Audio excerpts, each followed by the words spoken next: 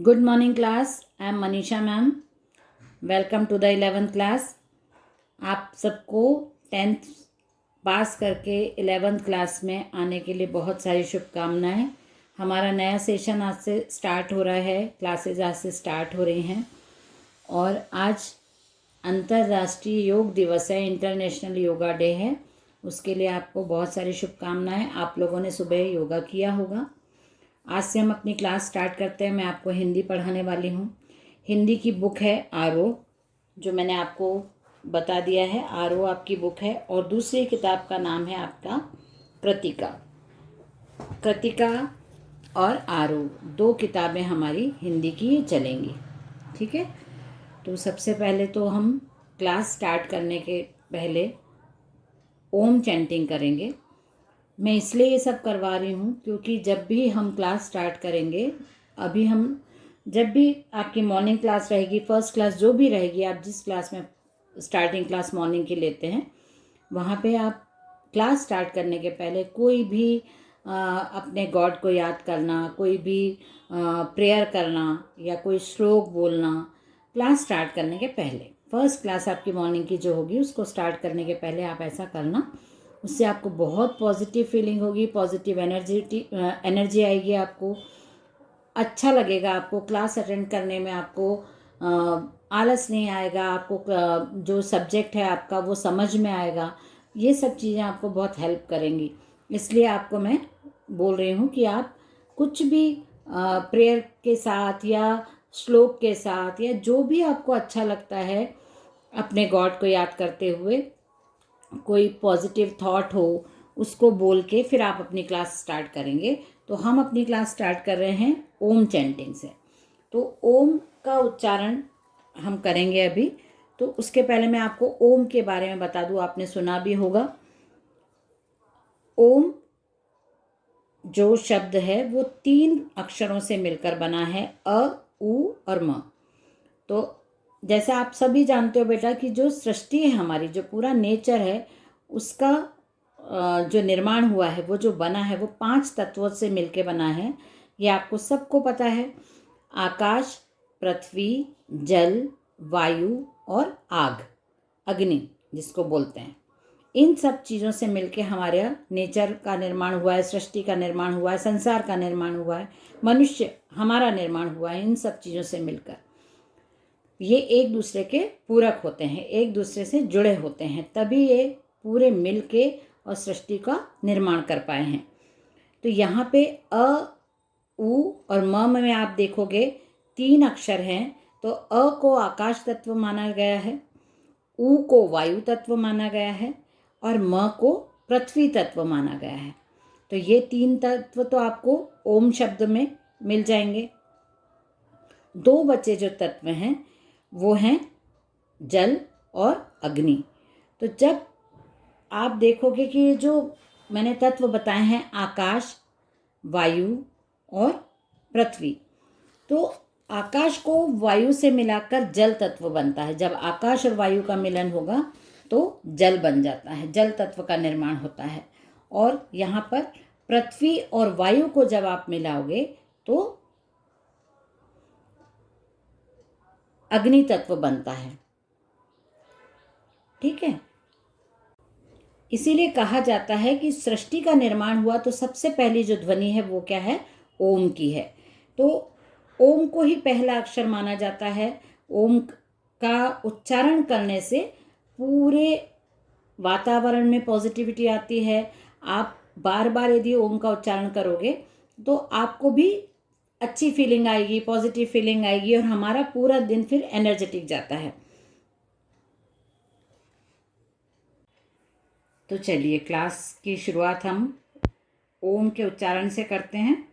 मैं आपको ओम का उच्चारण आप अपने घर पे करिए। क्लास के शुरुआत में जो भी आपकी फर्स्ट क्लास होगी उसके शुरुआत में यदि आप करना चाहें तो मैं आपको एक बार करके बता देती हूँ। ओम का उच्चारण करने से पहले सबसे पहले आपको सीधे स्ट्रेट बैठना है, अच्छे से कंफर्टेबल पोजीशन में बैठना है आपको। अपने दोनों हाथों को आप ज्वाइन कर सकते हैं या फिर आप दोनों पैरों के ऊपर अपने हाथ रख सकते हैं मुद्रा बनाकर। उसके बाद जब आप ओम का उच्चारण शुरू करोगे तो आपको सांस को लेना है और सांस को रोकते हुए 1 सेकंड आपको सांस को रोकना है और उसके बाद छोड़ते हुए म का उच्चारण करना है। अ ओ अ उ और म, ऐसे आपको सांस के लेके और सांस छोड़ने की जो पीरियड होता है उसके बीच में आपको ओम का उच्चारण करना है। मैं आपको एक बार करके बताती हूँ।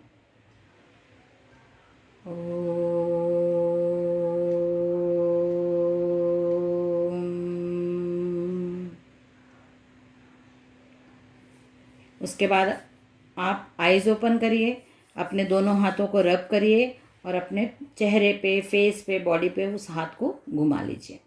इससे आपके आसपास का वातावरण पॉजिटिव हो जाता है, आपको पॉजिटिव फीलिंग आती है, मतलब हम कंसंट्रेट कर पाते हैं। जो भी आपको करना हो, ज़रूरी नहीं कि आपको मैंने बोला है इसलिए आपको ओम का उच्चारण ही डेली करना है। जिस भगवान की प्रेयर करके या फिर आपको कोई थॉट पढ़ के या जिस काम से भी आपको पॉजिटिव फीलिंग आती है वो काम आप करके ही अपनी क्लासेस स्टार्ट करिएगा।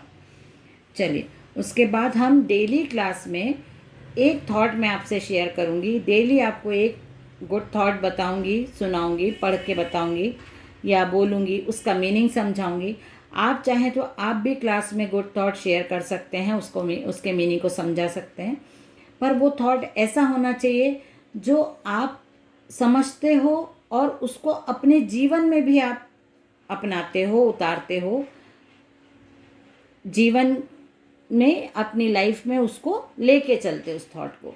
ऐसे थॉट को ही आपको क्लास में बोलना है या बताना है, एक्सप्लेन करना है। यदि आप चाहो तो मैं आपको डेली एक थॉट क्लास में बता दूंगी।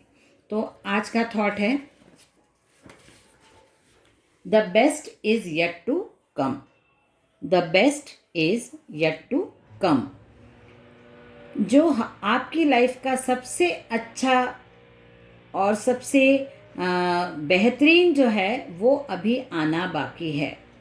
अभी आपकी लाइफ में जो सबसे अच्छी बात है, सबसे अच्छी चीज़ है, वो अभी आना बाकी है। इसका मतलब है कि हमको निरंतर काम करते रहना है, निरंतर प्रयास करते रहना है, निरंतर कोशिश करते रहना है।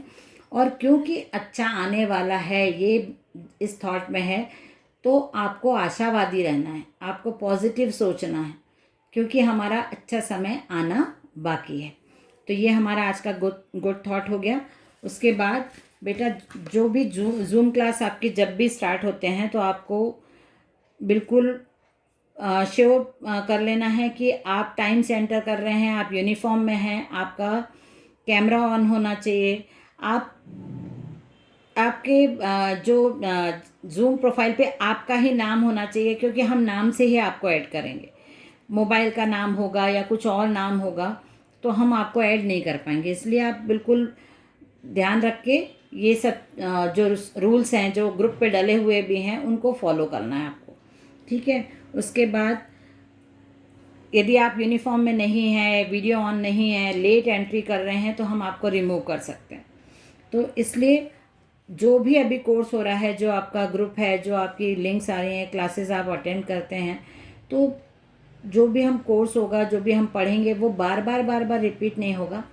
आपको जो भी हम क्लास में एक्सप्लेन करेंगे, यदि उसको नहीं समझ में आता, आपको जो भी उसमें से जो भी प्रॉब्लम आ रही है, नहीं समझ में आ रहा है, तो आप वापस मुझे मैसेज कर सकते हो, मैं उसको एक्सप्लेन कर दूंगी नेक्स्ट क्लास में। और जो किताबें हैं आपकी, वो किताबें आपको बहुत जल्दी खरीदने की ज़रूरत नहीं है। आपको यदि आराम से कहीं से मिल रही हैं अपने फ्रेंड सर्कल में, आप पूछ सकते हो। आपकी किताबों का नाम मैंने आपको बता दिया है, आरोह और कृतिका भाग 1 है, ये दोनों का भाग 1 है ये। तो ये यदि आपको आराम से किसी से मिल रही हैं, सेकेंड हैंड मिल रही हैं, फ्रेंड से मिल रही हैं, तो आप ले सकते हो। अदरवाइज़ आपको हम क्लास के पहले पूरा का पूरा चैप्टर आपको PDF के थ्रू सेंड करेंगे आपके ग्रुप में। आप वहाँ से भी इसका पढ़ाई कर सकते हो, इसका यूज़ कर सकते हो, या ऑनलाइन भी आपको ये बुक्स मिल जाती हैं, तो आप वहाँ से भी पढ़ सकते हो। इसलिए आपको बहुत जल्दी किताब खरीदने की जल्दी नहीं करना है। आपको कॉपी वर्क जितना भी हम क्लास में करवाएंगे, कॉपी वर्क, आपको नोट्स आपके अकॉर्डिंग बनाना है।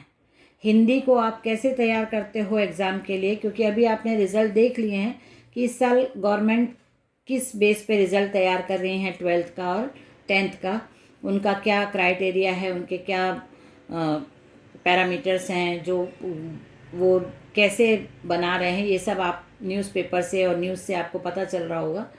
तो इसलिए 11th के मार्क्स, 9th के मार्क्स, 10th के मार्क्स, ये सब आपको मेंटेन करके रखना है, तभी आपका 12th का रिज़ल्ट मतलब इफ़ेक्ट होता है।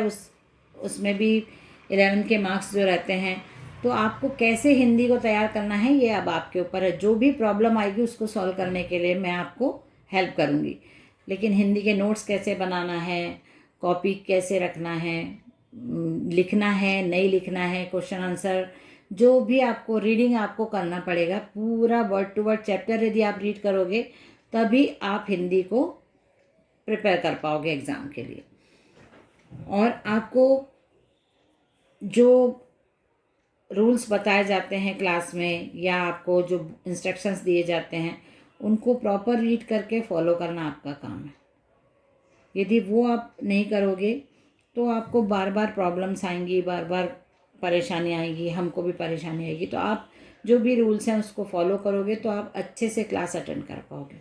ओके, तो हम कल से स्टार्ट करेंगे अपना चैप्टर, और ये नया सब्जेक्ट है। सब अभी 11th में जो भी सब्जेक्ट आपने लिया है, कॉमर्स लिया है, पीसीएम लिया है, पीसीबी लिया है, सब आपके लिए नए हैं। तो इससे डरने की बिल्कुल ज़रूरत नहीं है, अभी आपके पास बहुत टाइम है। आप यदि उसको ईमानदारी से कोशिश करके पढ़ने की कोशिश करते हो तो सारे सब्जेक्ट आपके लिए इजी हो जाएंगे थोड़ा टाइम बाद। लेकिन यदि आप उनसे डरोगे, उनको नहीं समझोगे, तो फिर वो आपको टफ़ लगने लगते हैं। तो सारे सब्जेक्ट आपके लिए नए हैं, आराम से बिल्कुल कंफर्टेबल होके आपको, लेकिन अब ये है कि आपको डेली स्टडी की आदत डालनी पड़ेगी। डेली आपको स्टडी करना पड़ेगी, तभी आप अपने सब्जेक्ट से को समझ पाओगे, सब्जेक्ट से कंफर्टेबल हो पाओगे। ठीक है, चलिए, ऑल द बेस्ट। अब हम कल से अपनी स्टडी स्टार्ट करेंगे। आज का वीडियो इंट्रोडक्शन वीडियो था, और जो भी आपको कन्फ्यूज़न है कि आपकी जो आपको कुछ पूछना है तो आप मैसेज करके पूछ सकते हैं। चलिए, बाय एवरीवन।